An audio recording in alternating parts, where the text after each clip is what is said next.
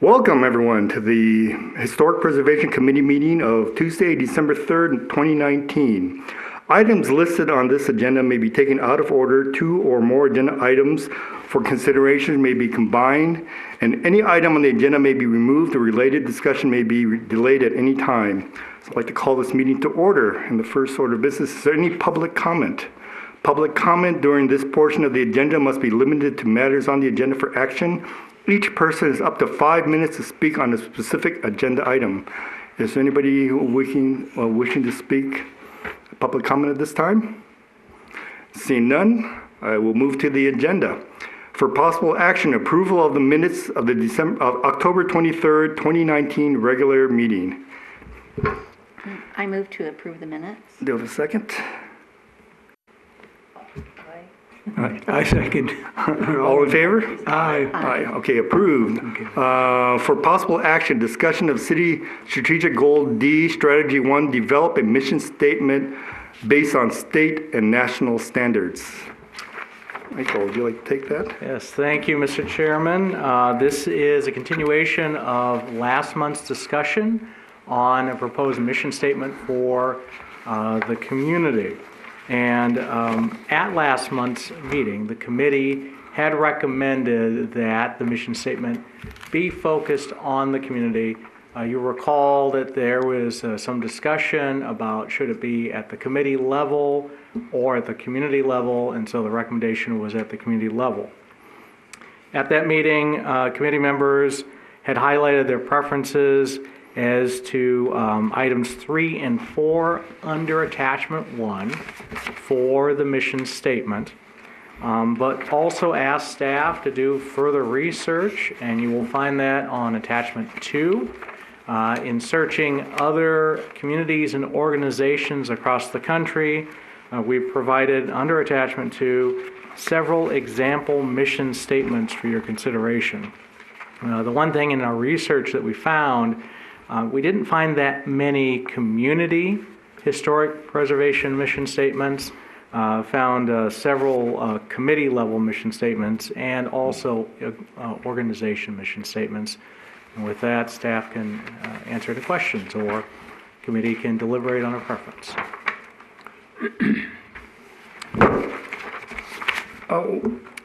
My first comment is to kind of like, we really are looking for one mission statement, right? Not a mission statement for the committee or the city, and that's what we're kind of defined, that we're looking for an overall community mission statement. Correct. That's what we decided last time, right? And are there any comments? Are there any members of the committee have any thoughts? Well, I'm particularly fond of... Oh, sorry. I'm particularly fond of the, I don't know how you pronounce it, Joliet? Illinois Historic Preservation Commission statement. The mission of the Historic Preservation Commission is to identify and oversee the city's historic landmarks, districts, and sites, as well as to preserve such districts and sites for the use, observation, education, pleasure, and general welfare of the inhabitants of the city of Boulder City and visitors to the area. That was the one I liked the best. Any other comments from the committee?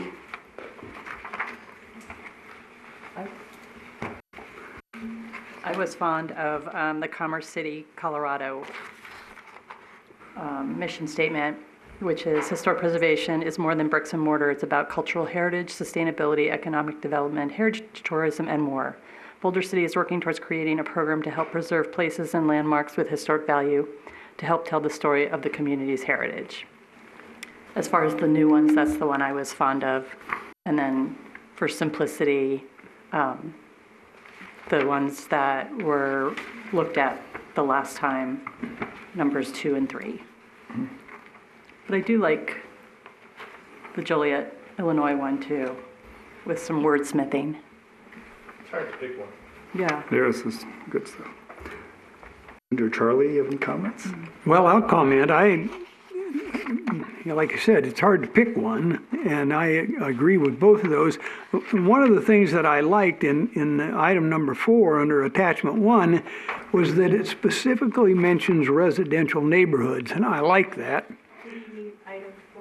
On attachment 1, item number 4, City of Boulder City Historic Preservation Mission Statement.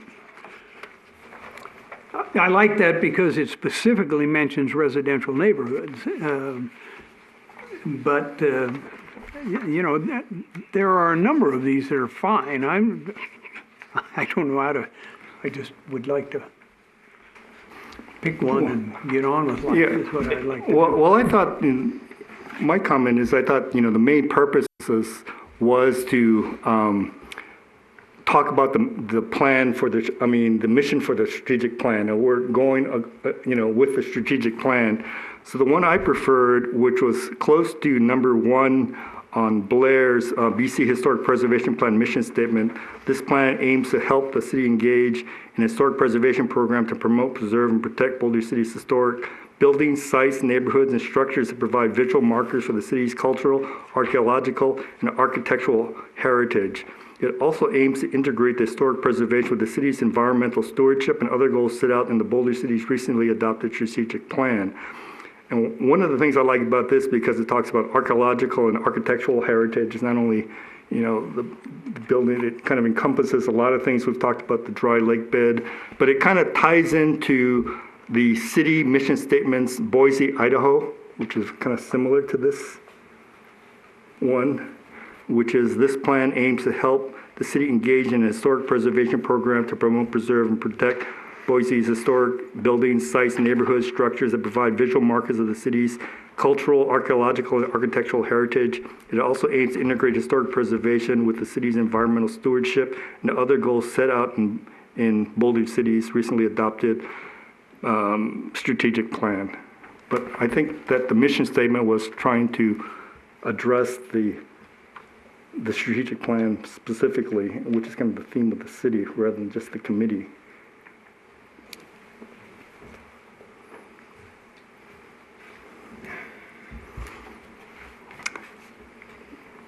Any other comments on that, or? We could take that one, which comes from Boise, and it's on attachment 1, number 1, under the plan mission statement, but it's also the same one on page 19. And just kind of wordsmith it to say Boulder City is committed to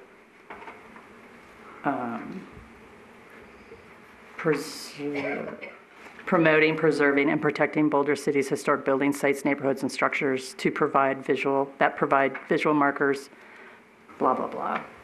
You see what I'm saying? All right. Which one is that there? Could you repeat that? Which? So, Yeah, your city mission statements. page 19, under city mission statements for Boise, Boulder City is committed to promoting, preserving, and protecting Boulder City's or its historic buildings, sites, neighborhoods, and structures that provides, this is bad language, visual markers for the city's cultural, et cetera, et cetera. Boulder City plans or aims to integrate historic preservation with the city's environmental stewardship and other goals set out in Boulder City's recently adopted strategic plan. Right, which is actually is what you wrote here, and Right, you're exactly. basically what you wrote. I totally lifted it from Boise. Right. Yeah. Which is, I cited it, I did Yeah. give a little citation. It wasn't complete plagiarism. But you got all the right words in there. Right. These were all Okay, now I see. wordsmithed Yeah. for Yeah. our needs. Well, and addresses your residential, because it talks about neighborhoods. So, I just think it touches all the bases of the areas we want to cover. Can we make a motion to accept that as Blair has stated it and vote on it? And Yeah, I just want to clarify, so, excuse me, is that too far? No, you're good, you have both mics, Brad. Okay, So are you doing the version on 15, but changing the intro so that it says, so under the third set, the Boise item, page 15, it would 50, Boulder City is committed to engaging in a historic preservation program to? No, program. How does that one begin? Which one is Boulder closest? City Yeah. is committed to promoting, preserving, and protecting its historic buildings, sites, neighborhoods, et cetera, et cetera. Blair, if Okay. you would pull your mic down just a little, thank you, because when it goes straight up, that's when it gets all the feedback. Remember this one too. Okay, so then just to clarify, it'd be Boulder City is committed to promoting, preserving, and protecting its historic buildings, sites, neighborhoods, and structures that provide visual markers for the city's cultural, archaeological, and architectural heritage. The city also aims to integrate historic preservation with the city's environmental stewardship and other goals set out in Boulder City's recently adopted strategic plan. Is that what you have in mind? Personally, I would get rid of the second sentence. I don't think it's necessary, and it adds a time limit on the mission statement because of the strategic plan. That strategic plan is only good till 2025 Right. or something? Yes. And this is supposed to be a mission statement forever, City. Okay, for the city and forever. The second sentence. right. So in that case, then your suggestion is revising that first sentence again to repeat, just so everybody is aware. Boulder City is committed to promoting, preserving, and protecting its historic buildings, sites, neighborhoods, and structures that provide visual markers for the city's cultural, archaeological, and architectural heritage. Do I have a motion? I'll try that. I'll make a motion to accept or approve the mission statement as stated on page 19 and amended by Blair Davenport. I'll second that. All in favor?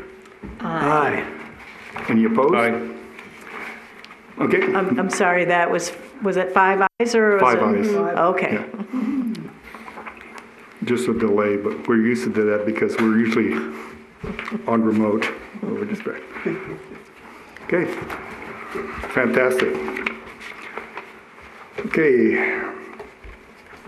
Item number 3 for possible action, discussion regarding a proposal to add an information panel at the historic water filtration plant. I had no new information from last month. I believe last time that Blair and I did get together a couple of times, and we pretty much decided what we want to have on there. But we didn't get to print anything out for today's meeting. But by the next meeting, we'll have that squared away. Also, Mr. Chairman, I have gotten a commitment from the Public Works Director to fabricate and erect the banner when it's completed. You know, I have a couple comments. I mean, just your input. I'm sure I'd like to see what you guys have come up with. But one of the feelings I have about the water filtration plant is almost like it's too factual.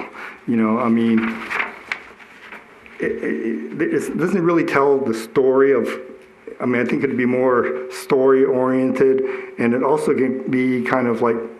You know, I look at some of these things as not so much a permanent monument, but almost like a little commentary on the building, or you know, like where it is today, or somewhat of a story. It's not completed yet. You know, this is not like it's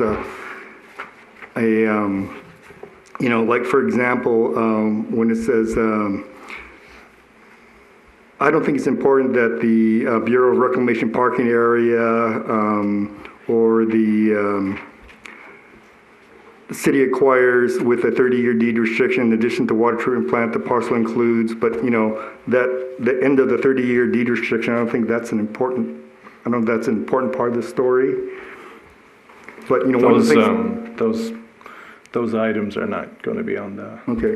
One of the things I We've think. already gotten rid of them. Okay, what's important is wasn't it the first permanent structure built?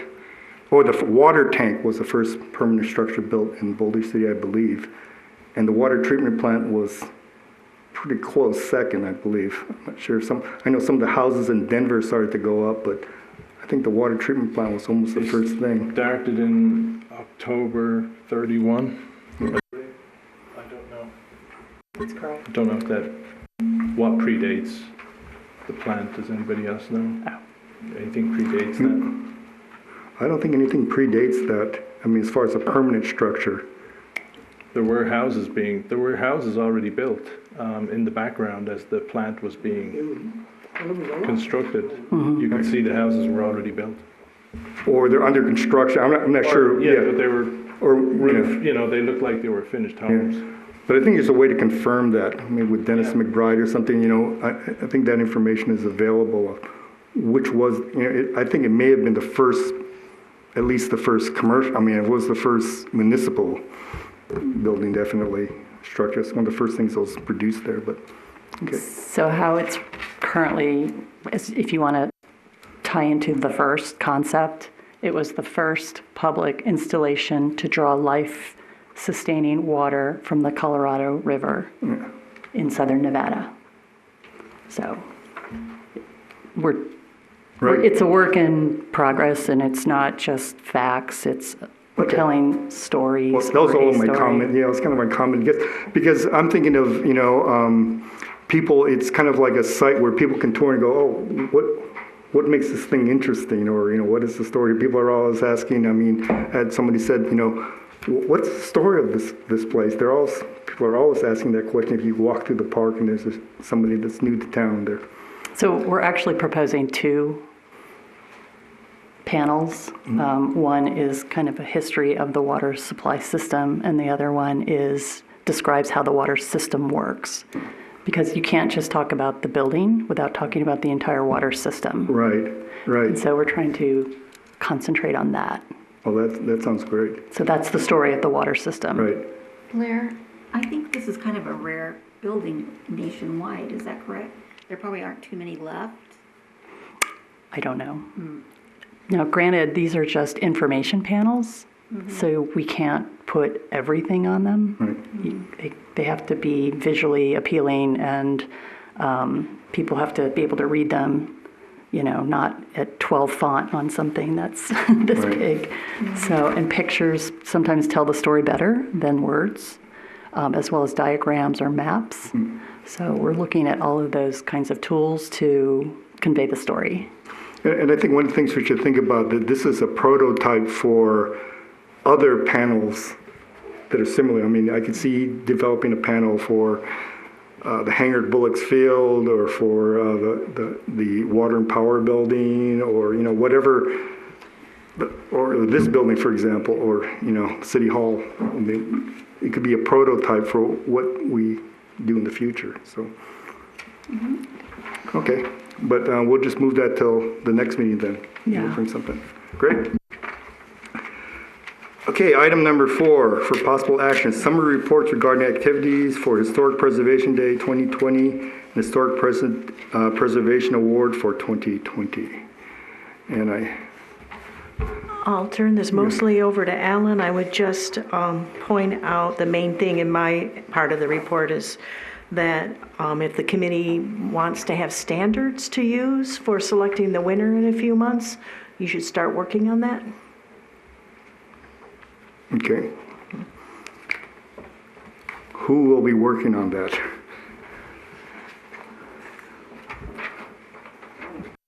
I nominate Blair and Charlie. Well, yeah, I'd be glad to work on that, since I'm the one that keeps harping on it. So if you can do it, Blair, that's fine with me. I'm sorry, is this for the award or for the day? No, for the award to For the award. have Okay. standards or Our criteria. standards. Standards for, Yeah. some sort of standards to apply, because right now, the only thing that, it just has to be within the historic district, that's it. Right. And there are no other standards, so basically, we're reduced to just say, well, we like this building, or we like that building, or whatever, and I think we can come up with some kind of standards Well, I think that should apply. I noticed that it was on the announcement was on the city website. It's already up there. Yes, and voting is live. Voting's so- live, so we're on right now. Right, as far- and the flyer, which you've got in the packet, it was, as you can see, modified by our public information staff to fit the format that they are now using for the mailers that go out with the utility bills. So that's the version that is being mailed out this month. Can we make recommendations for changes, or is that the final? No, it's gone. This had to be done a month ago, November so, 19th. Oh, got it, okay. Yeah. yeah. So, we should develop those, it's an internal criteria, but we should develop them quickly by next meeting at least, because people technically are, eligible to start nominating buildings right now. But I don't think us developing standards affects people nominating. I mean, they can nominate whatever they want. But when it comes time to evaluate them, I assume we all go around and look at them. Right. And, so you have some Well, kind of standard that Right. that you can evaluate properties with, so.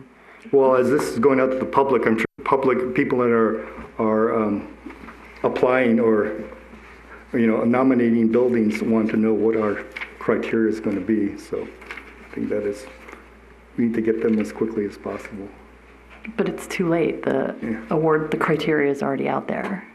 No, what we're talking, the criteria just states here that it's the criteria for nominations is that it must be in the district and that the award is based on the exterior of the building as visible from the street and that all properties are eligible. What Charlie's talking about is the standards you want to have as a committee for choosing who receives the 2 awards. On what basis? Like Charlie said, is it going to be just simply a vote of what you like and don't like personally? Or are you going to have standards on which to base who you choose? I mean, is it going to be story-oriented, as Alan often mentions, or is it going to be based on the quality or accuracy of renovation? Because, certainly some of the past awardees have not necessarily been for historically accurate work, but you thought it was appropriate, or rather the committee as a whole, or at least the majority who voted thought it was appropriate for the award. But Member Hunt said he wanted more to go on than just it's personal opinion. Recommend like standards or guidelines for the consideration of the award. Well, I'm happy to work with you, Charlie, to come up with those standards or criteria. All right, great. Okay. And I would assume that it's going to fall within some of the standards of the National Park Service or something like that, or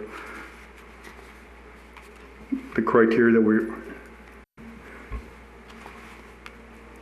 criteria we're using when we're doing the that we're using in general. That would be preferable. We just adopt those standards. Yes, we can. It's just, I feel like it's unfair that this public doesn't know what the criteria is, so. Right.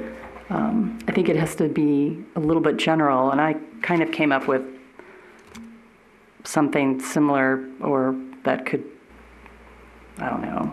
The award recognizes a preservation or restoration project that maintains architectural integrity and contributes to the preservation of Boulder City's history.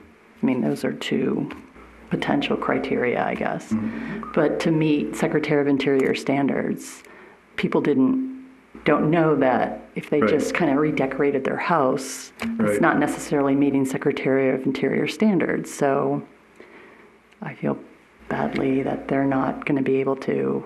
It is too strict, it's too Right, restrictive. exactly. You think. And at this point, At we this need something time, very general. based on the criteria that was published. Right. And, I mean, I'm comfortable with that too, because we have been, since the award started, it's been a very general loose of whatever the committee felt Much. was appropriate. But I think I'm willing to just use the standards you just mentioned. I mean, we can refine them a little bit more to state that they should meet our guidance or our guidelines. I think that's important, depending on the neighborhood or the. Right, it should meet the guidelines that we have in the. Right, yeah, we have published guidelines, okay? Of the neighborhoods and, right. Each and every neighborhood, and yeah, exactly, all the buildings in it. So we have, that is published, and it's been available since 2009, I think, something like that. Just as a point of order, though, not every building has guidelines adopted for it. Well, that's true, not every single building, Right. but the residential buildings for the most part do. Most of them. Yeah, yeah. And the other thing I've used in the past is how is it listed in the National Register? The documentation that's there describes its condition and who built it, and Right. also talks about the character defining features and that kind of thing. So that's an important reference to use as well. Right, and especially when let's say, a resident or a commercial takes a building and something that may have been modified and changed and becomes less historically significant, if they brought it back into more into the guidelines, I think we should be looking at that criteria, saying, hey, they've brought these their buildings back into historically. Probably the guidelines Right. will help overall for the future, not right this minute, but I mean, in 3 or 4 years, people will start realizing that it is a little stricter and they'll see it more clearly. Is anybody willing right now, I mean, in going with your comment, Blair, because this is a public meeting and we are getting a lot of people viewing these meetings here, and I'm sure that the people that are interested in entering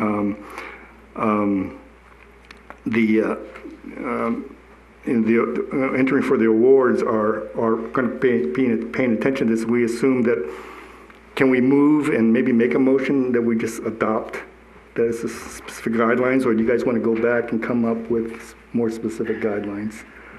Charlie? Well, Assuming they're going to be somewhat around. I personally don't see it. We have criteria for nomination, okay? And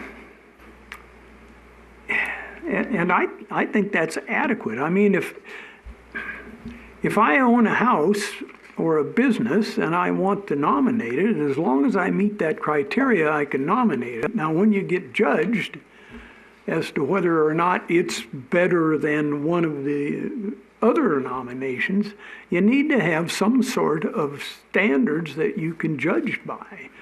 All we can do now is say, I like Joe's building better than I like Mary's building, so I'm going to vote for it. Well, I have no. But that doesn't affect the fact that either one of them can nominate their building. And I don't have any problem with that.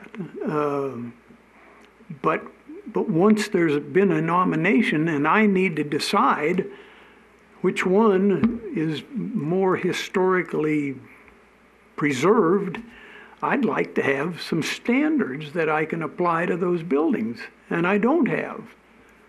Other than maybe the guidelines that are published is a good place to start. But I don't see that there's a conflict between us having internal guidelines by which we judge, and I don't think that affects the criteria for nominations. Well, maybe it's too soon. Maybe you and Blair should come back with something concrete that we can look Well, at. we can do that, yeah, sure, I exactly. mean, I have no problem with that. I was just wondering if we could move forward now, or we could, we just wait till next month to come up with our own internal guidelines. I have no Wait. problem either way. Yeah. It's fine with I me. think it's good to wait I and would- see what you, I would prefer working Yeah. with Charlie to kind of yeah. iron it out, and then we'll come up Right, with 'cause some that could take a standards. little time, yeah. And that's fine with me. Okay. Okay. Next item. Oh, no, wait, Historic Preservation Day. We still have a lot of day. Okay, just a quick summary. We're trying to move most of the discussion on Historic Preservation Day outside of the regular meeting, just to speed up. We have a lot on our agenda these days, and we're doing most of these things off-site, and I've talked to most of you about it, but if we can make I'll give my brief report of where we're at right now, but we have commitments from Bureau of Reclamation to be part of this, and we're talking about some kind of event on the lawn there, maybe an ice cream on the lawn or something like that. We also have different partners. Charlie's been talking to the museum, the company store. Using those two locations as probably takeoff points for the tours. I talked to. We're talking about having maybe a kickoff event either at the museum or at the company store. And I've talked to Michael Green, the historian Michael Green at the University of UNLV, and he has agreed to participate in this and, perhaps being a moderator or being at least part of the program. And I'm going to be reaching out to Dennis and Mark and see what their availability is too. But I think the more historians, the merrier. But Reclamation has embraced this, and I know that Linda is talking to Doug at Mason Lodge. Mason? I purposely not called him until January, Right. but I will touch base with him again. I've already talked to him. Right. And he was willing to help, so, but I just have to he doesn't know all the specifics, so. Right. And one of the things, I actually had a discussion with Sarah Denton this evening about, since it's kind of being her front yard, so to speak, bringing her family, like Mark, some people that grew up there, being part of that event up on the lawn. I've talked to the Reverend Graham, your husband, today about participating that day with Grace Community. It was a multi-denominational church. It's an important part of history. They've done open houses before. He's talked about being part of this open house and being part of that community event also. And I think you might talk to him. And Charlie's been working on the dingbat houses and getting a tour going. And I've talked to Michael Green to maybe talk about, as a historian, some of the issues with the dingbat houses and the importance of those people that were there and who they are and what they became. And also tying in with some of the businesses that were, actually a lot of the people that lived in those houses actually had businesses in the downtown area in the 60s. And there's some interesting, I know Charlie's doing a lot of research on the people there. Yeah. Maybe I'll let Charlie talk. Well, yes, I have, and I've put together an initial database of the houses that I want to have a little bit more in depth. And the idea is, hopefully, we'll have a tour that goes around, stops at different places, and has talks at different houses about the people, what they did, how they got there, where they came from, what they did. Sue Bell, I've talked to Sue, the DIR is willing to participate maybe as a docent or docents at different places. So I'm working on that, and that's Michael Green is on my list of people to talk to, because I really would like to have somebody that would be the moderator for the entire tour, actually, and then maybe some stops along the way where you could develop a little bit more of the story. So those are the kind of things I'm looking at. But Michael Green and of course Dennis McBride, So anyway, that's where I'm at. I've been working in the museum has been very generous with time, allowing me in the archives, and that's where I've been working for several hours a week. So, I think it's kind of neat too that we're focusing on some different streets that we haven't been in the past, at least that I'm aware of. So well, that's of course my big, yeah, exactly. I have not seen, actually, there was a self-guided tour through the avenues, Right. but it was a self-guided tour and they didn't talk about the people.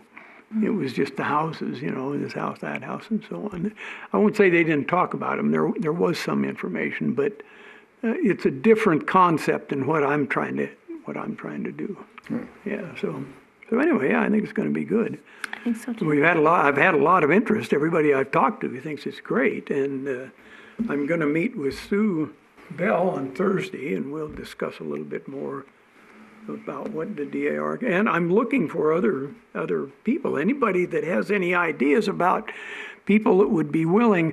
One of the things I would like to bring forward is that how important some of the social organizations were, particularly the women. The women were involved in all kinds of social activities, and I would like to pursue that and get some more definition of it.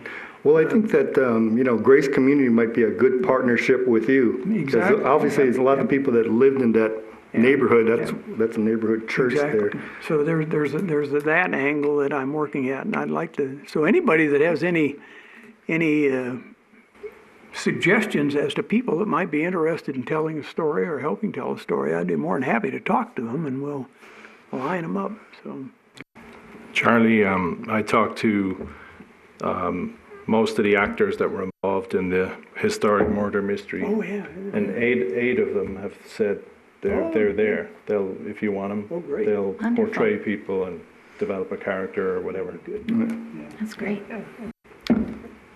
Do you have any, thoughts or development, any thoughts on the water treatment plant?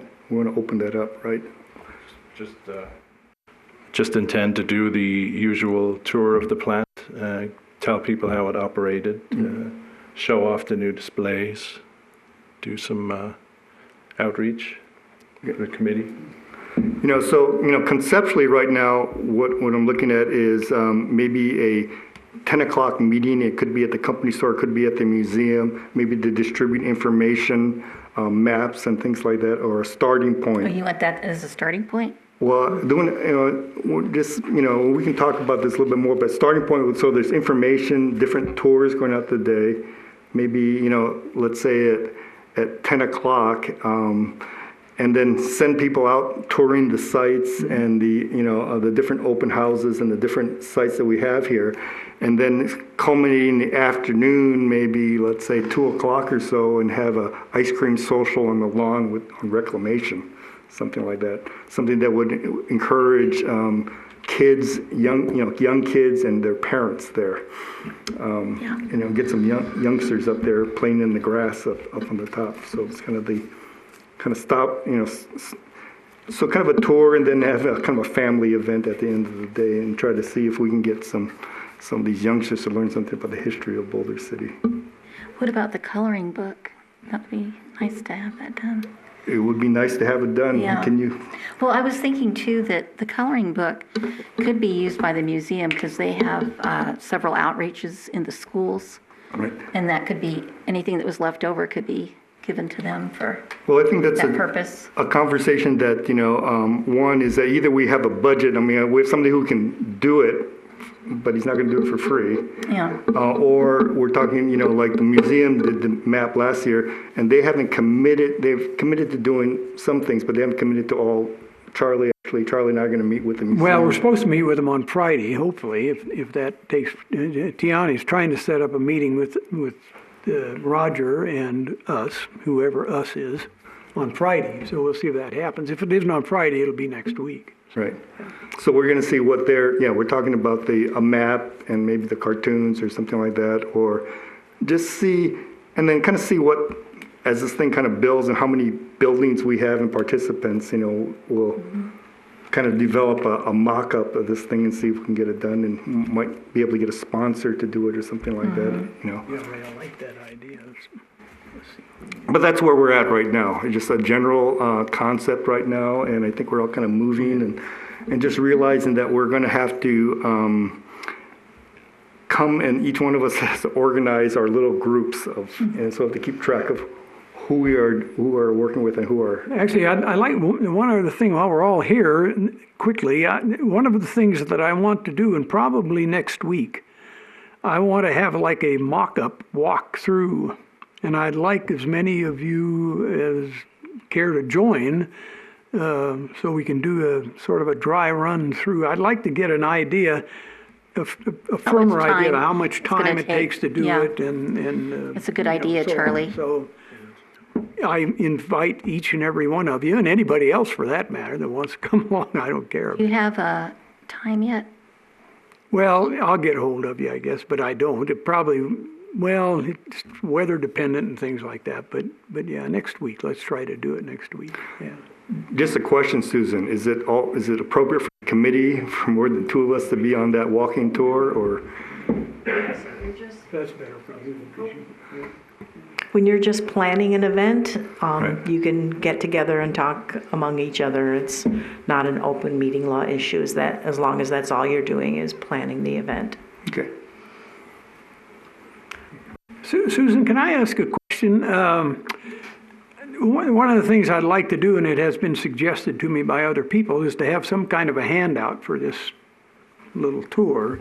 And I don't have anything in my mind exactly what form that would take, but if we're going to publish something or have something printed, what kind of drop dead date do we have to get something if we wanted it printed, as opposed to maybe just a Xerox sheet, I don't know. A handout, for the tour, the walking tour? Well, I mean, what are you thinking? I mean, Well, it's- I'm thinking, what I have in mind are what I'm calling themes, okay? So each house is going to have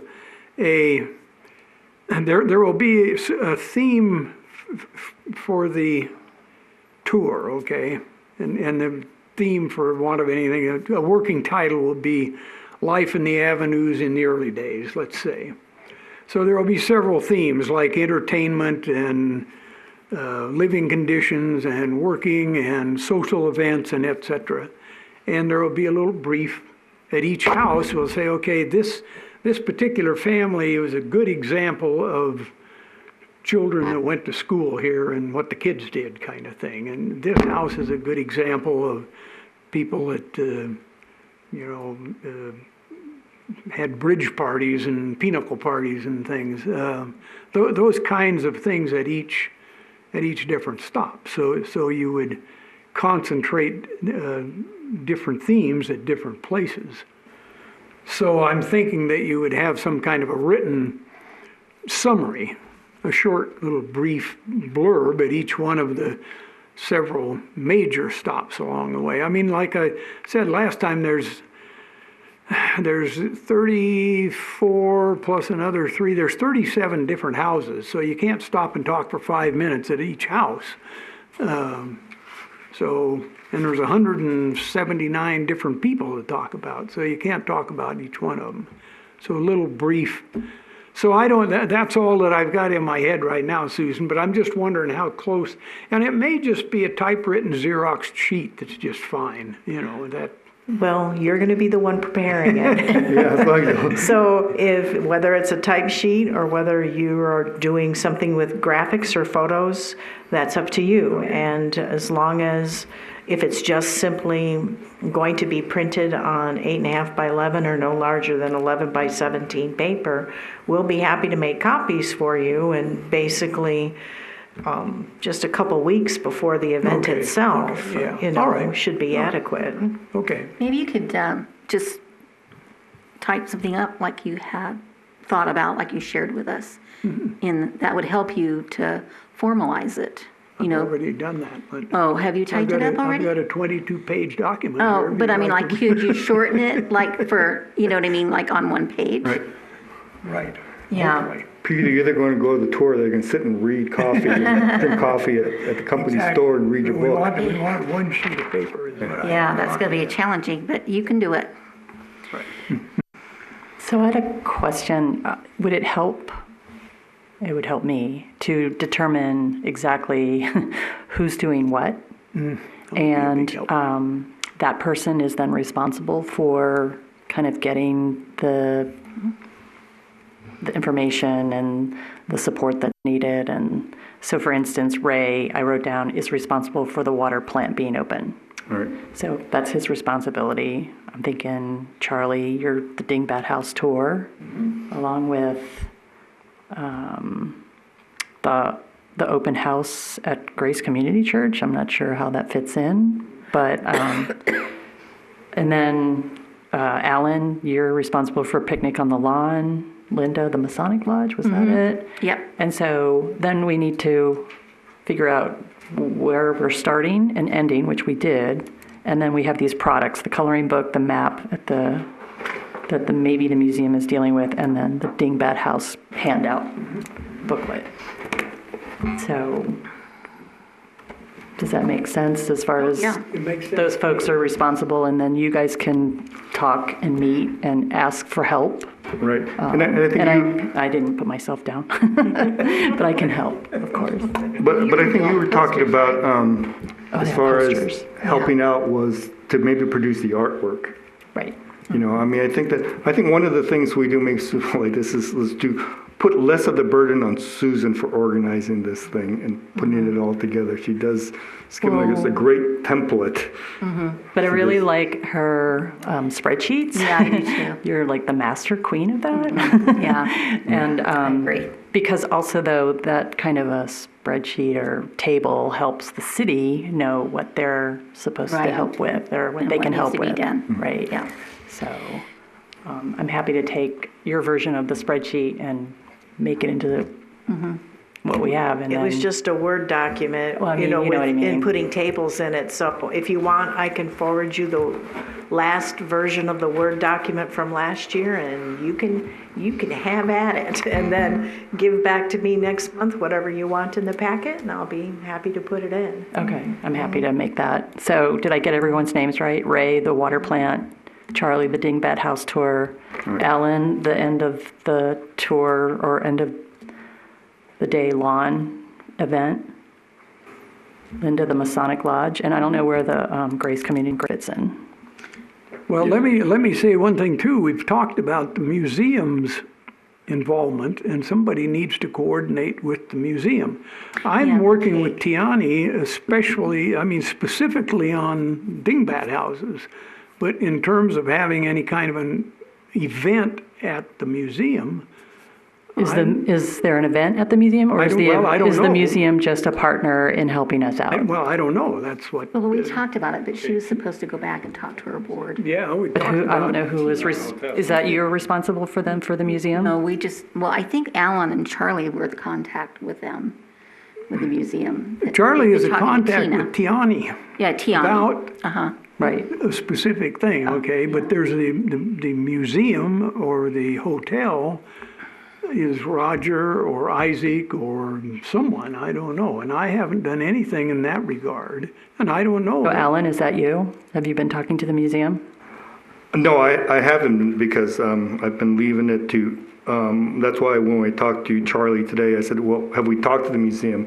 We're setting up a meeting with the museum We're gonna have a Oh, it's meeting. you and- and Charlie. Okay. I still will take over the overall Management. of Yeah. the event, is make sure that all the parts are working. But I'm thinking that, you know, if we each kind of take our separate areas here, and that's why we're talking about not wanting to step on people's toes, because we talked about the museum as a starting point, also as a company store.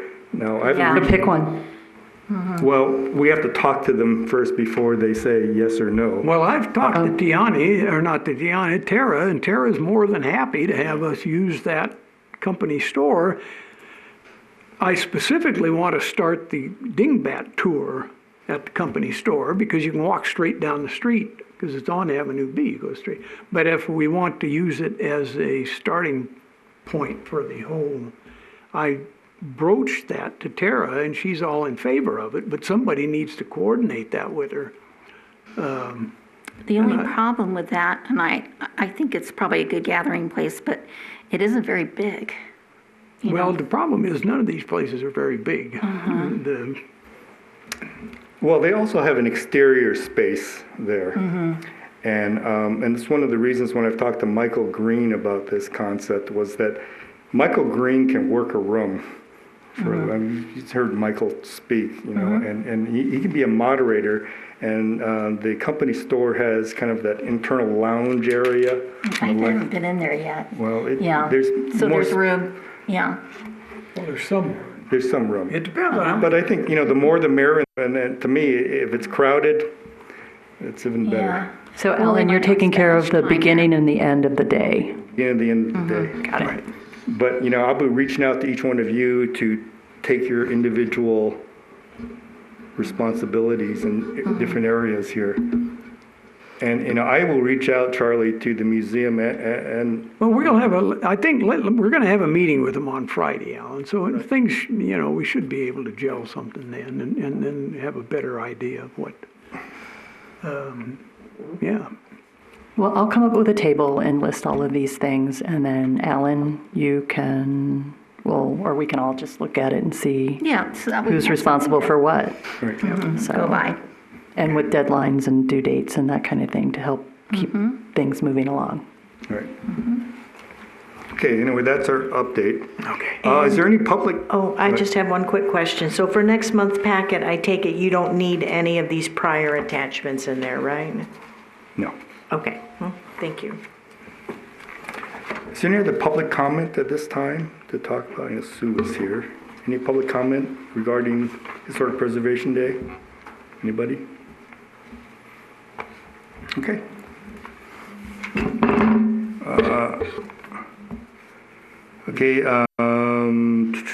Number 5, for possible action, discussion regarding proposed RDA Historic Preservation Grant. Thank you, Mr. Chairman. This is a continuation from last month's discussion. The committee wanted more time to evaluate the guidelines and criteria for the Historic Preservation Grant. One of the suggestions from last month was to add as an eligible improvement roofs to the list that's in the guidelines. But staff's here to obtain additional feedback from the committee so that we can advance this to the City Council for consideration for adoption of the guidelines. Any additional questions? Committee? Michael, are you saying that the roofs will be included now, whereas they weren't? That was one of the suggestions, Yeah. actually, from Member Davenport from last month. That's still to be decided Correct. tonight? Okay. Correct. Well, seeing as I'm on the mic, that really stands out to me, that there's all these other things that are included, almost everything, except for the thing that's protecting the historic structure. So I really think that the roof maintenance and roof replacement should definitely be included as an eligible criteria. I tend also to agree with that, especially in certain neighborhoods and architectural styles. I mean, it's, you know, let's say tile roofs. I mean, I can see where we would want to grant, let's say in the tree streets, you know, those are expensive roofs to replace. And I think that, you know, that's part of the character of the neighborhood. And also just the, Susan's looking at me, Mr. Chairman. Sorry. It just applies a point to just a commercial, point- right? Correct. Just a point of clarification, this is within, Residential property. yeah, this is within the RDA district. The RDA Right. district is the commercial properties and not residential. okay. Wasn't there a proposal here to include some residential in this? Is this just Not for commercial that properties grant. then? This is just the existing RDA district. The existing RDA district constitutes, and that was part of the map that was included in the packet. Right. The downtown and the commercial properties along Boulder City Parkway, actually the industrial areas to the west, that's the existing RDA district. I have a question. Does the Cherryland Apartments, does that fall into the RDA? Or is that outside of it? I'm just wondering. Cherryland Apartments, those were like some of the buildings that we're housing? Because they're in kind of bad repair, the painting and all that. This map is hard to. Yeah, it's hard to see where it goes. And they are some of them off of Nevada Way? Yeah, Okay. next to the The wa- Bureau of or the park, interior park district. Those directly off of Nevada Way would be included, They yes. would be? Yes, Okay, 'cause, that's good news. As you can see from the map, and I agree, it's hard to tell Yeah. which properties are included and excluded, but all the properties adjacent to Nevada Way are, between downtown and over to Boulder City Parkway. Yeah, that's one area I've been kind of concerned about. So they would be able to get help with this grant. Okay. Maybe I'm mixing up our last month's, our October's minutes with this, this agenda item. And I think it was Ray who brought up residential, right, at the last meeting? Yeah, but I don't think it's residential, it's just commercial. Well, that's what Michael is saying, is that this grant is not available to any residential building. I realize that. You know. And I know that you had talked about maybe including residential. Is that out of the question to include residential? Correct, you'd have to amend the RDA district. NRS stipulates how RDA districts can be created. And basically, there's several criteria. Bottom line, it has to meet several of those criteria that establish a blighted area. It has to go through a lengthy process, public hearings and considerations to create an RDA. The intent here, through the council's approval of the $100,000 for the historic preservation grant within the RDA, is to apply it within the existing RDA district. Yeah, maybe my confusion is that it doesn't, in the language here, it says properties or, what is it? Well, the property or business owner must be the grant applicant. So I guess I missed that, property, residents own property also. Well, a property owner could certainly be a resident, but again, it has to be a structure within the RDA. And it has to be a commercial building. Well, it has to be a structure within the RDA. The RDA constitutes most of the commercial properties within the community. It does not include our residential neighborhoods, and that's the reason why this wouldn't be eligible for neighborhoods. Okay. So I had a few comments.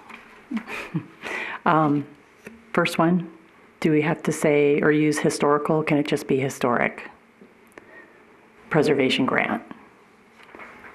Could call it whatever. Anyway, so that was my first comment. So that would apply to where it's written throughout the document. I also suggest the first bullet under purpose to read, to encourage rehabilitation, restoration, protection, and stabilization. Improvements is it's not part of the Secretary of Interior standards as far as a preservation measure, and improvements can mean a bunch of different things from cosmetic to structural.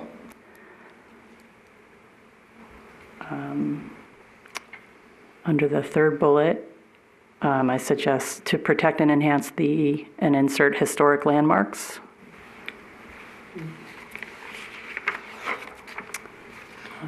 Let's see. Did the city do this? Or Okay.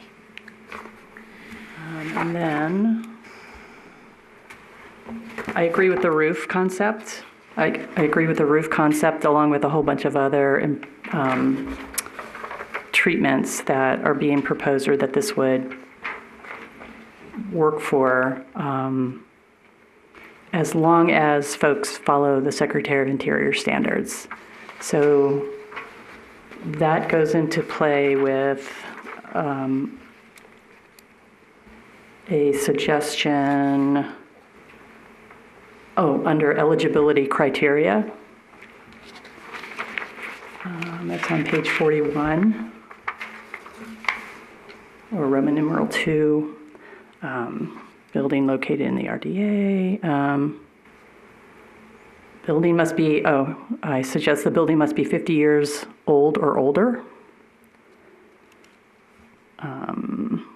And then I suggest building must be listed on or contribute to a property listed to the National Register of Historic Places or designated by local ordinance, which we don't have a local ordinance at this point, but perhaps in the future we do.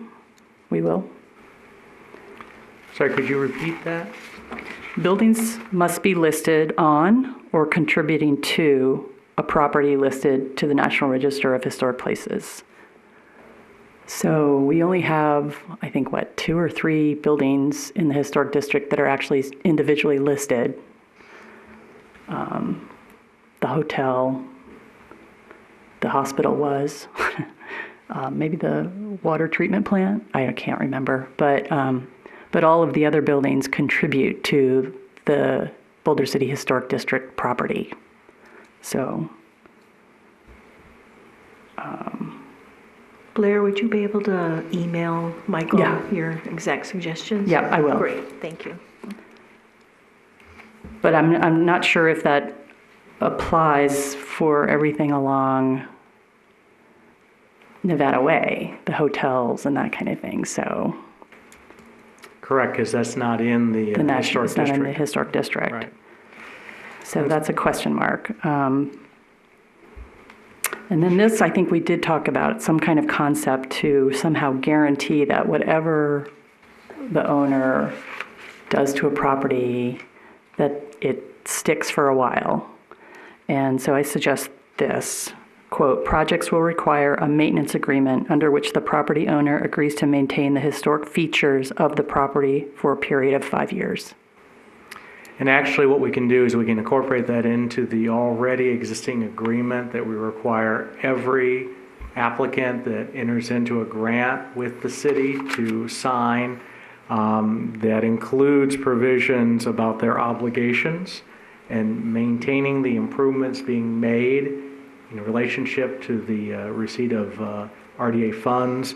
There is also time periods that are put into place, and so we can incorporate that into the agreement.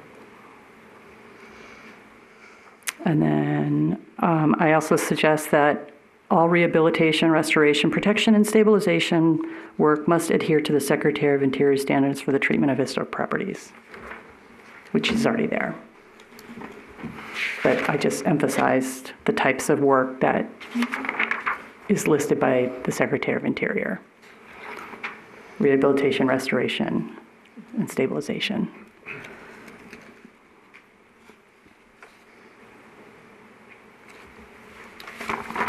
And what else did I say?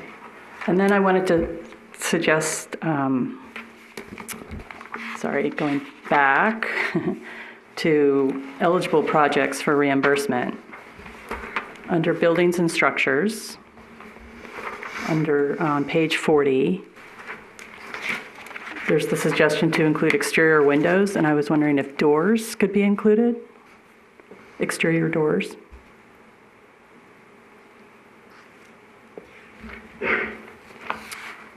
And then under life safety improvements, I think you mean for the first 2 bullets regarding sprinkler systems and suppression systems, those are one and the same.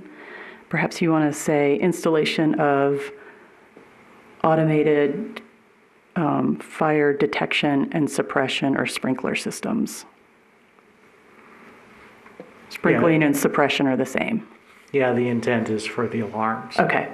So detection, I think, is the right phrase for that. Was wondering about upgrades to, you talk about for interior improvements, but for exterior improvements, again, exterior lighting features or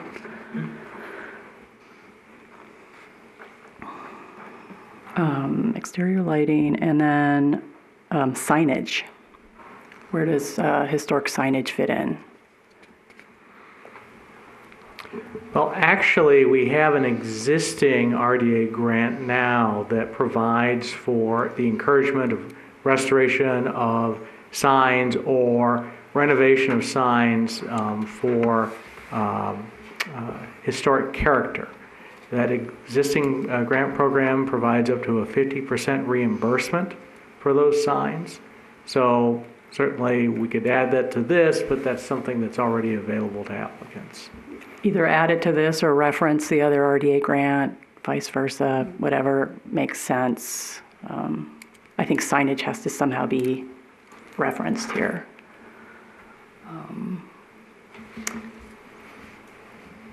And then I think were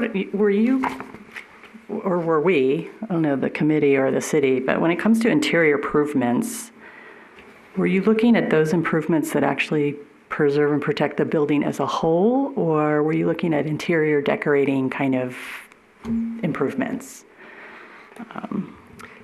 To be an eligible improvement and to achieve the objective of reinvestment, which ultimately increases the tax base, we're looking at permanent improvements, physical changes in the interior, and not decorative or things that can be removed, something like along those lines. Because flooring and lighting can tend to be not very permanent.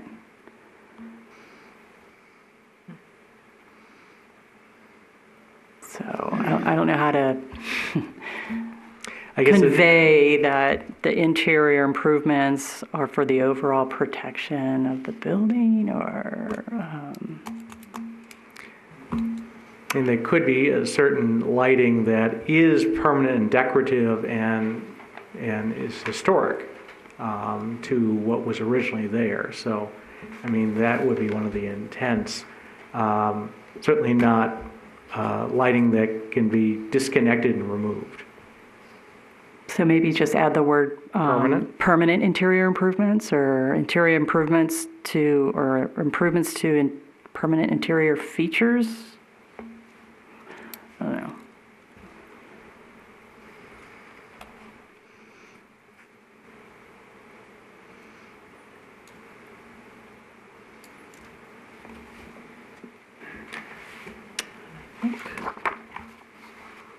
I think that's all I had. I have one more additional comment on page 39 on the overview. And this is going back to, it says, any building overview, eligible buildings are defined as either any building 50 years or older located in a Boulder City Historic District, and any building listed on the National Register of Historic Places. But I think one of the reasons, when we talked about last time, or your intent was that it would be, one of the reasons they're creating this grant was to, add some incentives to creating more historic districts and more historic areas. Now, and, to me, when I read this, and then maybe it's my misunderstanding, it is my misunderstanding, but is it the reason we can't offer this to residential properties, is it a criteria of the RDA where the money comes from, or is it there's not enough money to do this, or we don't want to open that can of worms, or? No, it has to be a property within the RDA district. And the RDA district doesn't include... let's say, Denver, right. So we would have to include, let's say, in order to offer grants, let's say to Denver, the Cherry Streets, we'd have to make that part of the RDA district. Correct, or create a separate RDA district. Or create a separate RDA district. If you created a separate RDA district, does that mean you get more funding, or it's just to help with? You would have to first establish per NRS whether it's eligible. And then summary, it has to be considered a blighted area in order to be eligible for the creation of a RDA district. Okay. Right. So again, there's several criteria they have to meet per state statute. So I'm to understand, let's say Denver Street would be considered a blighted area by anybody's criteria, and it would not be eligible as an RDA district? I'd have to look into it, but again, the intent here was to encourage restoration of historically significant properties within the existing RDA. Michael, one thing I want to clarify, though, this is like a sub-district within the RDA, right? Because it also has to be within the historic District with, district.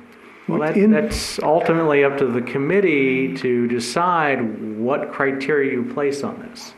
You could say it is only properties within the existing historic district. Or, again, going back to that section under overview, you could provide additional potential properties to be included. Again, as long as it's within the RDA district.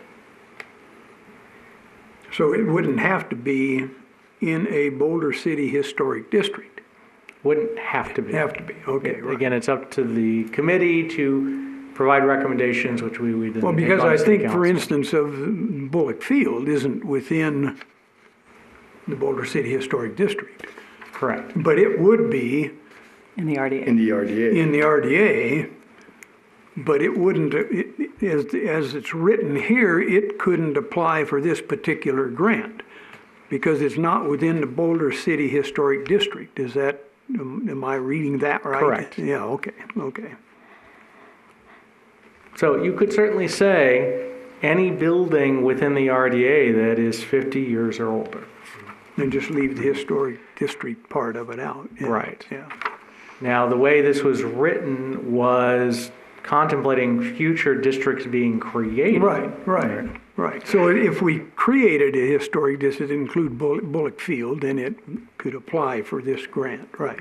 I just wanted to clarify that for myself, because that's one particular place that comes to mind that, we're talking about, yeah, okay.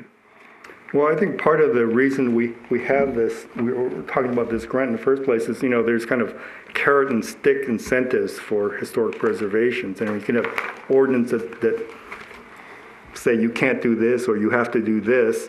Also, the other way to encourage is to say, hey, we will offer you, these are the incentives. If you adopt these stricter guidelines, we will offer you help, perhaps, with keeping your home.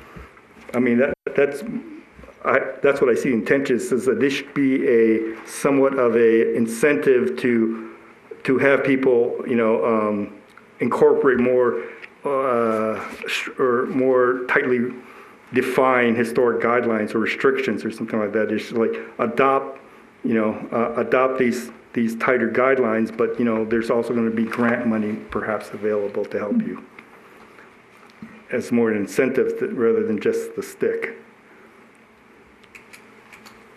Again, as long as it's within the RDA district. Right. But then we would have to incorporate, let's say for Denver and Cherry Street, and we would have to make that an RDA district. We'd have to see if that's even eligible to incorporate as an RDA district. Correct. Right.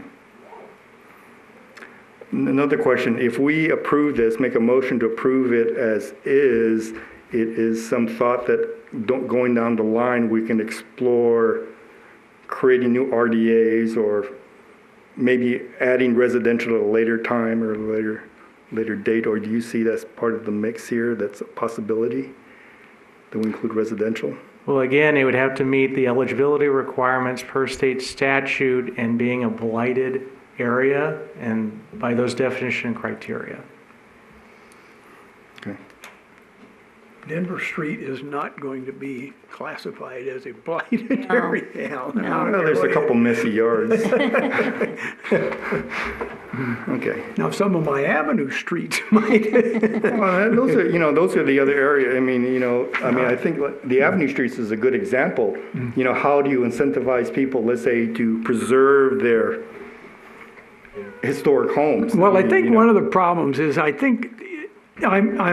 trying to think back a year or two, because I think there has been a discussion out there for a long time that it would be nice to have some kind of a little pot of money that you could give to people for improving their yards or fixing their house or painting, whatever.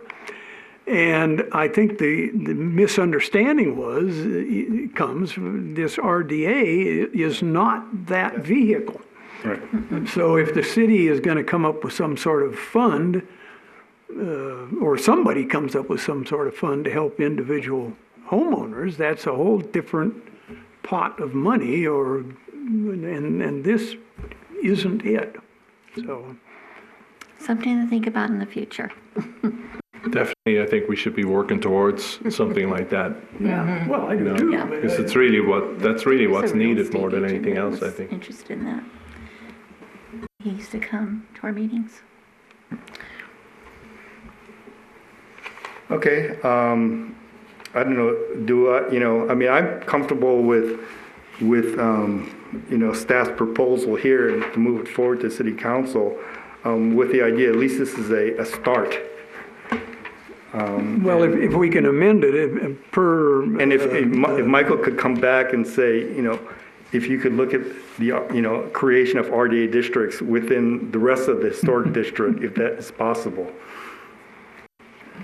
I don't support moving this forward as is. You don't support? Not as is, no. No. But maybe with your modifications.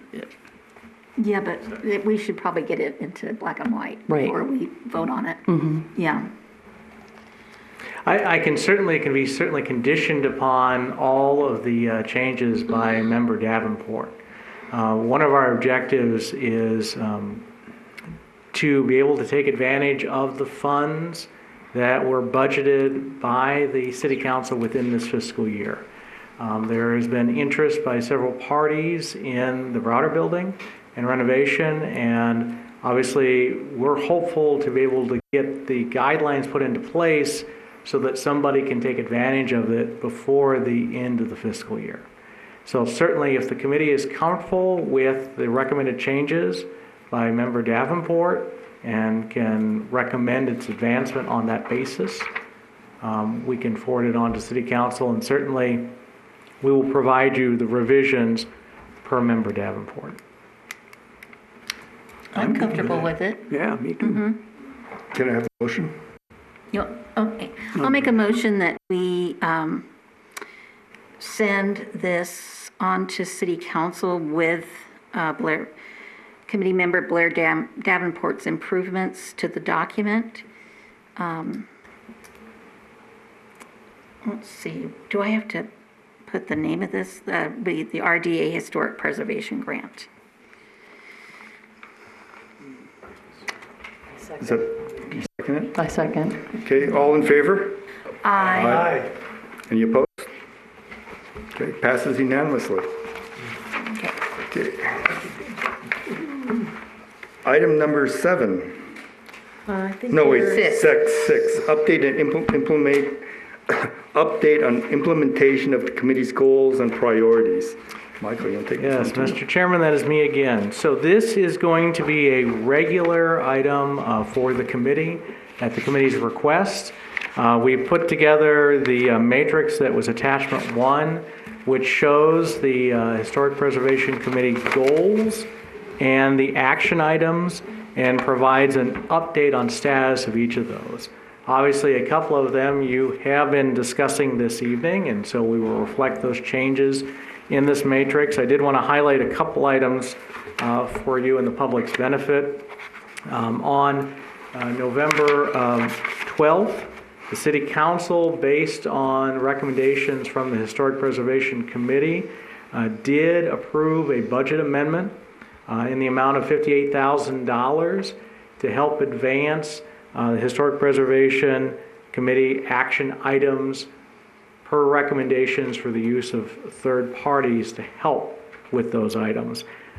You'll see with the update that with that budget amendment, staff has reached out to 2 local consultants to give us a scope of services to be able to move forward the historic preservation plan.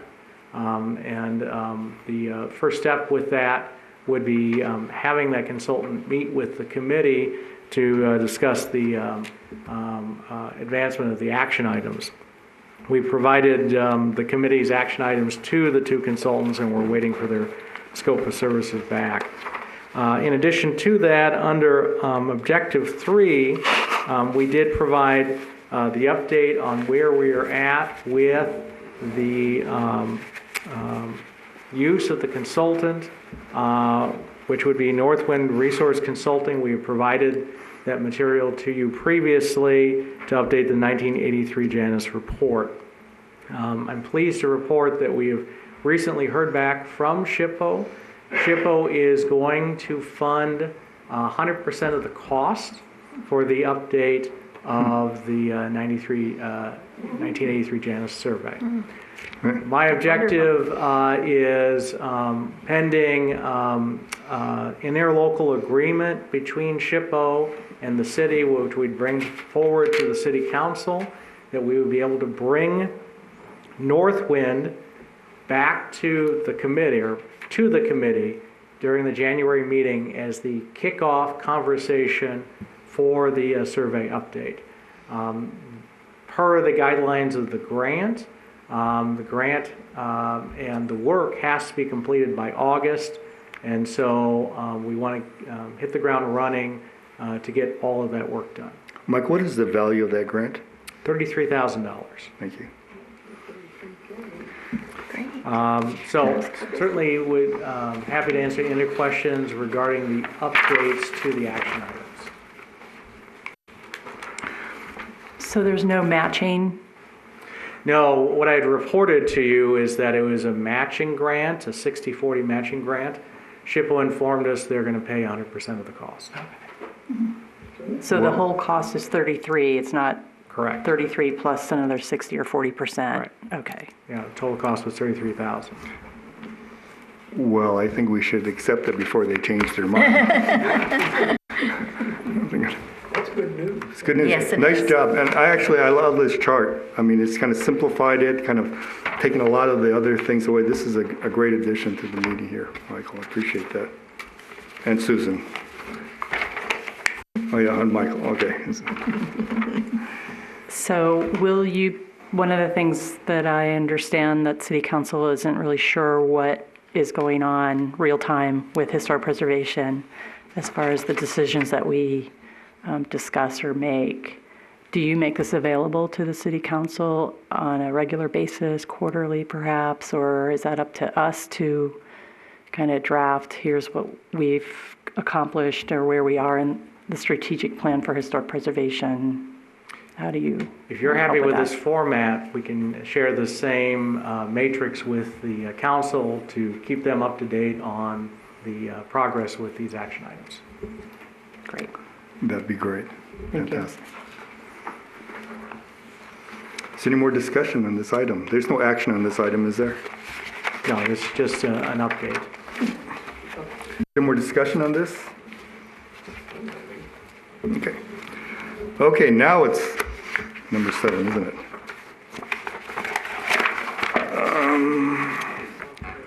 For possible action, committee consultation on section 106 review for the town site Southwest Solar Project. And I believe we have a guest here.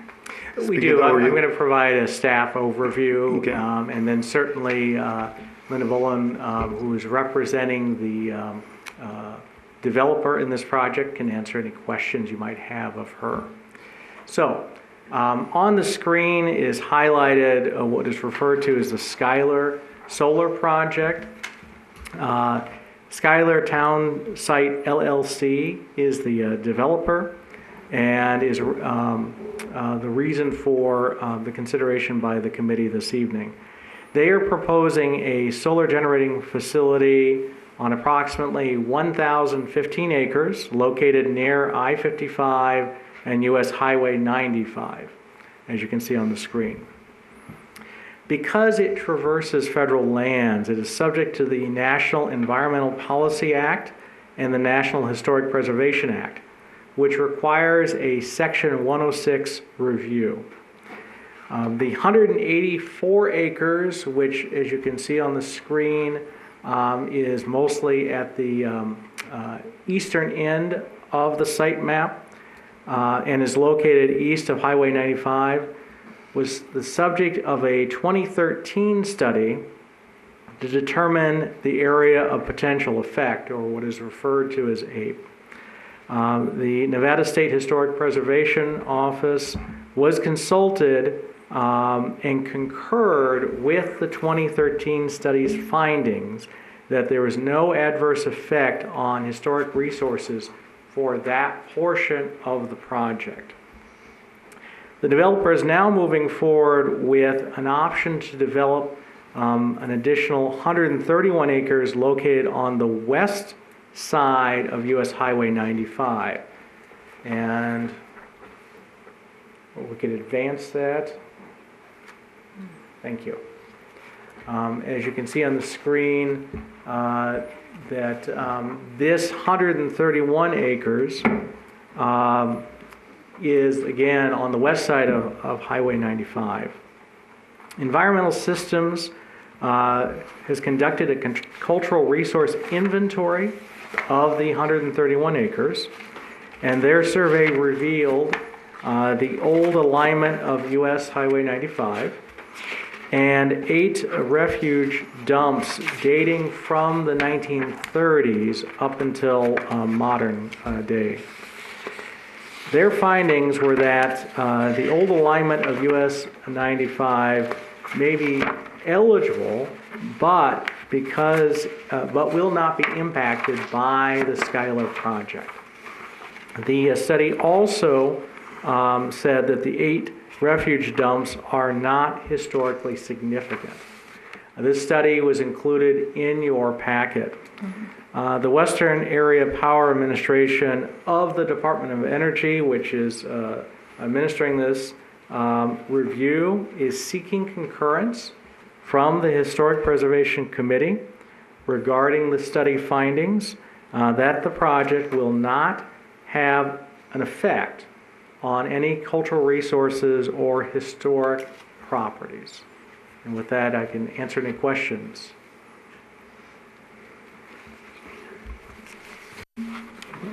Is the SHPO waiting for us to make comments? Or has the SHPO already made comments? SHPO has asked for committee input. Okay. So I had questions regarding the alignment, the historic alignment. The recent Historic Preservation Survey Study, 2019, does, of course, identify the alignment. And their recommendation was, quote, although the highway can still be used as a travel corridor, any future undertakings should not disturb it in any other way. I didn't see anywhere in their report, which is just a survey and not necessarily a recommendation for treatment, based on what the plans are for the site. And then what the Department of Energy sent states that there will be no adverse effect, but it doesn't state based on what. So how will the project mitigate an effect on the alignment? And that's a direct effect, which is digging, tearing it up, or an indirect effect, which would be visual, perhaps. And that wasn't included in the package as far as what the project's proposal is and how it would affect that historic alignment. I'd have to look. And I may have missed it. Yeah, I would need to look at a couple of sections again. I thought it referenced the fact that the project is not going to be impacting the road. They're going to be developing on each side of the road and providing protective fences on each side of the road, and that based on that representation, that's why the study said that there would be no adverse effect, both physically and visually, to the old Highway 95 alignment. If, I guess, that could be identified, then I would be happy with that mitigation strategy, but I don't see it. It's not in the DOE's memo. I have a question, because as I read that, it says, although the highway can still be used as a travel corridor, any future undertaking should not disturb it in any other way. So in any other way, I assume means that if you drive on it, it doesn't disturb the historic. Because Character of it's the- the historic use of it, so Yeah. it's still, And then it says, so long as any future development in the 131 acre polygon avoids disturbing the old highway, US Highway 95 alignment, future activities that take place within it will not adversely affect any cultural resources or historic properties. So I don't know what that means when it says so long as, they I mean, avoid. there's no guarantee that But that's the thing, I don't see where they Further- state that they're going to avoid the, any development or impacts to that road. Well, we have a representative of the developer here, Linda. Could she address that question? probably. If you could, state your name. Good evening. My name is Linda Bullen, and I'm outside counsel for the developer Schuyler Resources.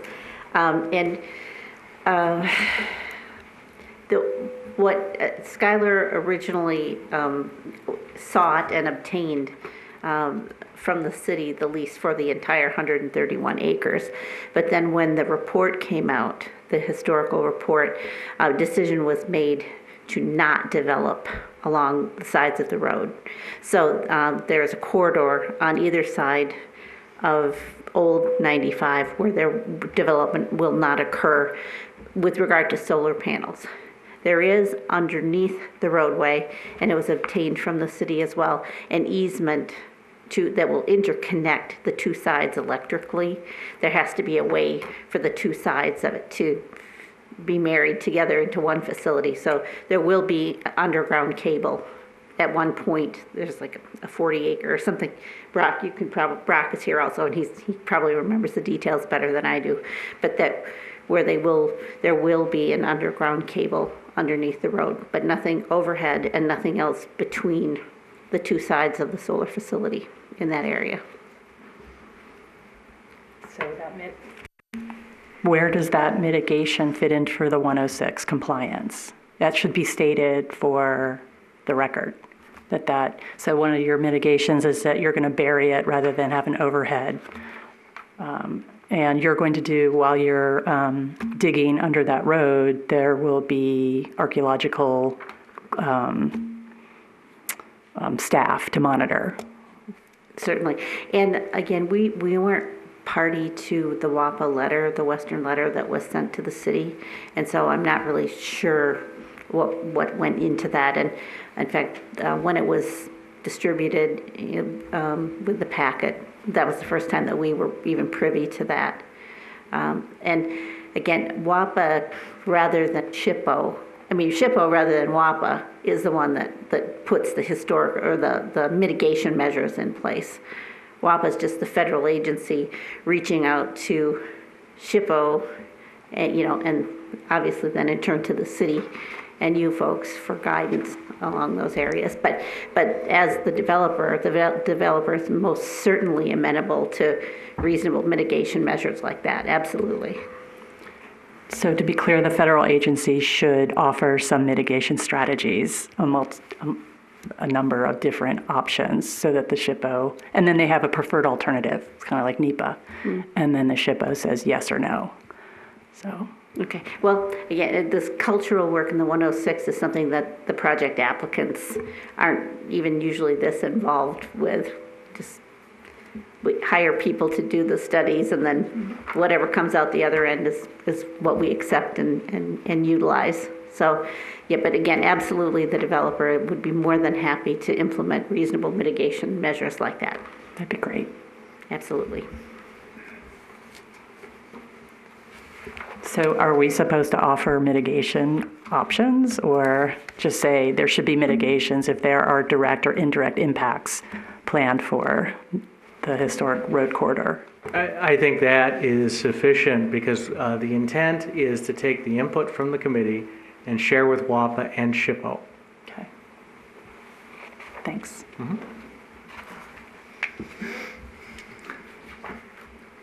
Well, I can make a motion to accept this proposal with Blair's changes, additions as far as, I guess, recommendations. recommendations for mitigation, recommendations for mitigation through SHPO and WAPA.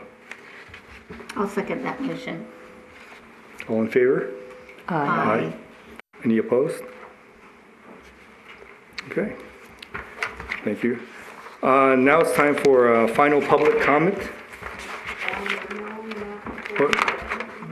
Okay, approval, meeting calendar. I just can't wait to get out of here.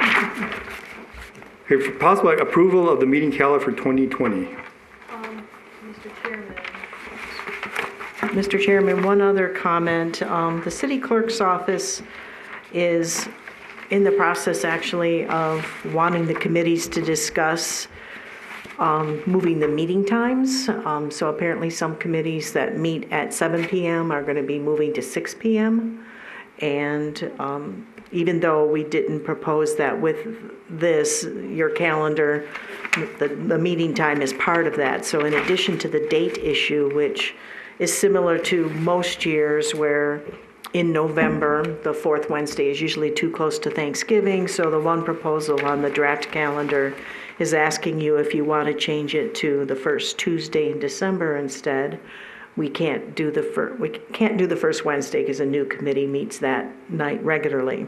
But in addition to that, the committee can discuss whether or not you have any preference for continuing to meet at 7, or would you prefer to meet at 6 and maybe get home an hour earlier?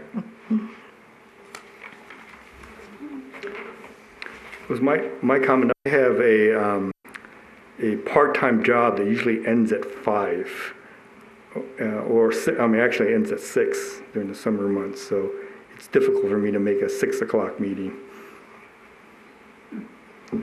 which is my preference to keep it at 7. What about 6:30? Well, it depends how long it takes me to get here. I could be late. 6:30 is pushing it. If you're in the north part of the valley, northwest part of the valley, like in Centennial Hills, to get here in a half an hour is almost impossible, 6 o'clock. So that'd be tough for me. I'm not quite retired yet. So does that mean the committee's happy to keep it at 7 then? Sure. Okay. Not happy, but okay. Thank you, Blair. And is the committee okay with moving your November meeting date to the first Tuesday in December? We can, allow the new kids on the block to have our Wednesday once a year. That's fine with me. Okay, in that case, you don't necessarily need to make a motion, but just to confirm, all the members are in favor with the draft calendar as presented, keeping the meeting time at 7 p.m. Yeah. Okay, I'll forward by email to you a final version of the calendar then. Right. As far as trying to keep you guys out of here, I've been trying to adjourn this meeting for the last half hour, if you noticed. But I know. Okay, number nine, for possible action, discussion update of the status of properties in the historic district. Is there any discussion?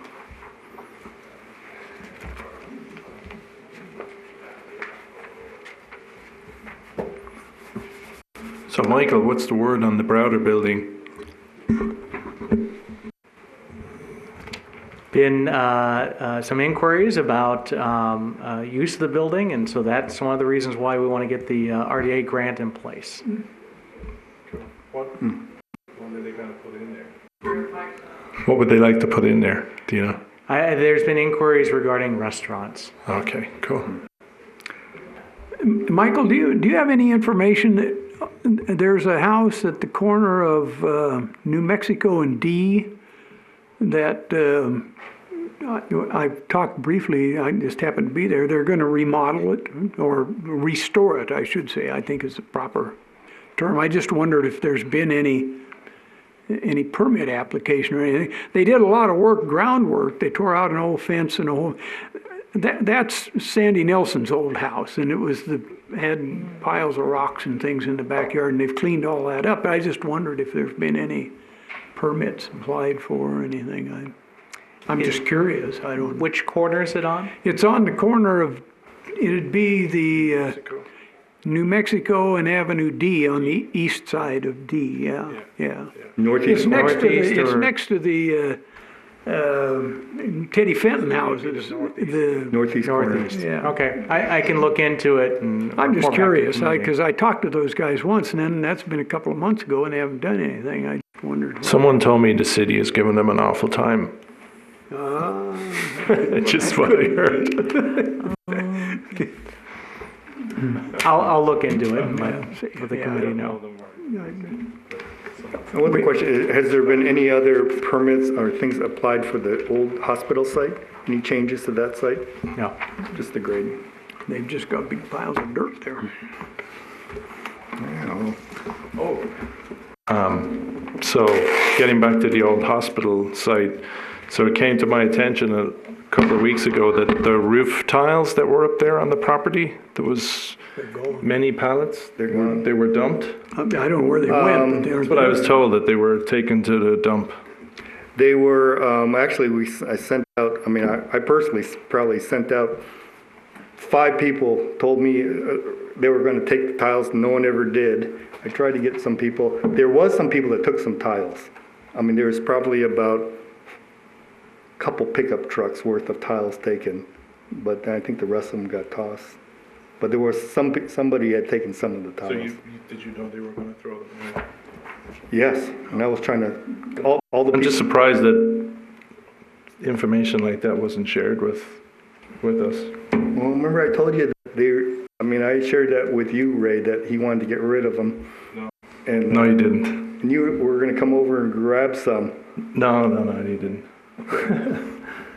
No, I said we would like to get some more because we were going to be doing the roof tile art project. We're going to be continuing that, but we wouldn't mind getting some of the tiles from the hospital. But it was never suggested that they might be thrown away, because I personally would have taken my own truck and filled it up, in a heartbeat. But anyway, I'm just surprised that he didn't reach out to the committee or anyone else, I thought maybe you weren't aware of it, because I thought maybe I would have heard something from you. So I'm Well- a bit disappointed. At some point, I let some people know that they were available, and the people that said they would take some. We talked about it a little bit, but getting some tiles. Being thrown away, we didn't. Well, I didn't know it was going to be thrown away, but it wasn't going to stay there forever. suggested I did, so. Yeah. Anyway, we don't need to break out into a your brawl. Okay, and any other public comment? I guess not. Oh, No, item 10, Item last 10. page of the packet. Oh, right. Committee discussion regarding potential agenda items for the January 22nd, 2019 Historic Preservation Committee meeting. Any other items you would like to? Well, I'd like to just go over the agenda so we know what's coming back. Basically, in terms of, you did adopt a mission statement tonight, so Michael, will you be able, I suppose you can include that in the monthly update on stuff? yeah. Okay, so we don't need to bring that back as a separate item.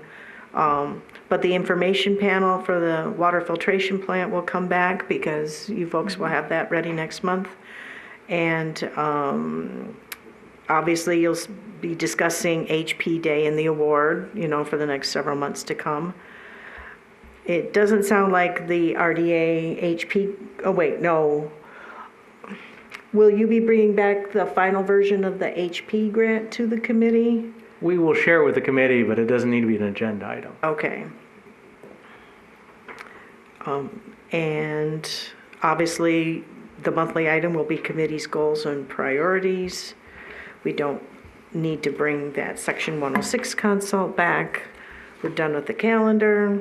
Obviously, we'll have discussion of properties and future agenda items. So basically next month, what you've got coming back is the information panels for the water filtration plant, your discussion on HP Day and the award, the update on the committee's goals and priorities, the update on the status of properties. Is there anything else you're wanting for the agenda?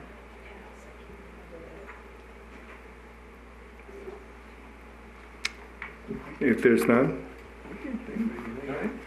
Good. I mean, the things that are on there, I mean, we wouldn't have the historic We've got our hands preservation full. okay, then I now adjourn this meeting. day. Oh, Thank you. you do bad. Got out of here before 9. 2 hours. Thanks. Michael,